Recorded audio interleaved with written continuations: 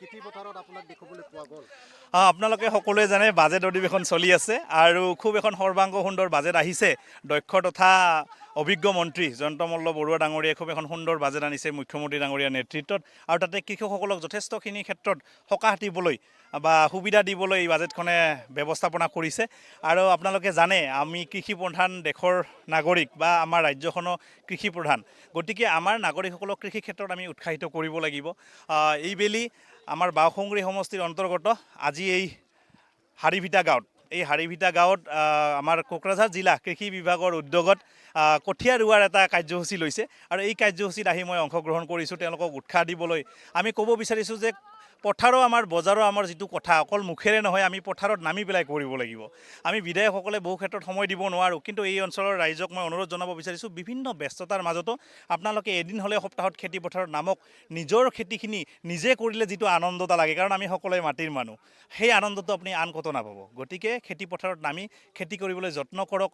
তাৰ লগে লগে আমি আৰু এটা কথা ক'ব বিচাৰিছোঁ, বৰ্তমানৰ চৰকাৰখনে খেতিয়কসকলৰ সুবিধাৰ কাৰণে যথেষ্ট কাম কৰি আছে। আৰু সঁচা কথা, অন্নদাতা কৃষকসকলে যেতিয়ালৈকে তেওঁলোকে স্বাৱলম্বী নহ'ব বা তেওঁলোকে জীয়াই থকাৰ যিখিনি মানদণ্ড সেইখিনি নাপাব, আমি কেতিয়াও জীয়াই থাকিব নোৱাৰোঁ। খেতিয়ক অবিহনে, আমাৰ সন্মানীয় খেতিয়ক অবিহনে কিন্তু আমি জীয়াই থাকিব নোৱাৰোঁ। আৰু তাৰ কাৰণে আমি চেষ্টা কৰি আছোঁ কেনেকৈ মধ্যভোগীসমূহ মাজৰ পৰা আঁতৰাই আমাৰ কৃষকসকলক সঠিক মূল্য দিব পাৰোঁ। তেওঁলোকে যিবিলাক উৎপাদিত সামগ্ৰী আছে সেই সামগ্ৰীৰ ওপৰত সঠিক মূল্য দিয়াৰ কাৰণে আমি চিন্তা চৰ্চা কৰি আছোঁ।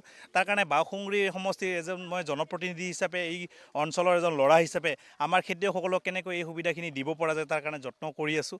এতিয়াতো চৰকাৰে কৃষি যিটো ফচল বীমা যোজনা সেইটো আনিছে, সেই বীমা যোজনাৰ জৰিয়তে কেতিয়াবা কেতিয়াবা ফচল নষ্ট হয়, সেই নষ্ট হোৱা ফচলখিনিৰ কাৰণে তেওঁলোকে কেনেকৈ সঠিক মূল্য পাব তাৰ কাৰণে কাম কৰি আছোঁ। ক'ল্ড ষ্ট'ৰেজ ব্যৱস্থাপনাৰ কাৰণে মই ইতিমধ্যে আমাৰ কৃষিমন্ত্ৰী সন্মানীয় পীযুষ হাজৰিকা ডাঙৰীয়াৰ লগত কথা পাতিছোঁ। মোৰ বিশ্বাস যে বাওসুংগুৰি সমষ্টিত তেখেতে ক'ল্ড ষ্ট'ৰেজৰ ব্যৱস্থা কৰি দিব, যাতে সেই বস্তুখিনি তাতে থৈ পেলাই আমি যাতে কৃষকসকলক সঠিক মূল্য দিব পাৰোঁ।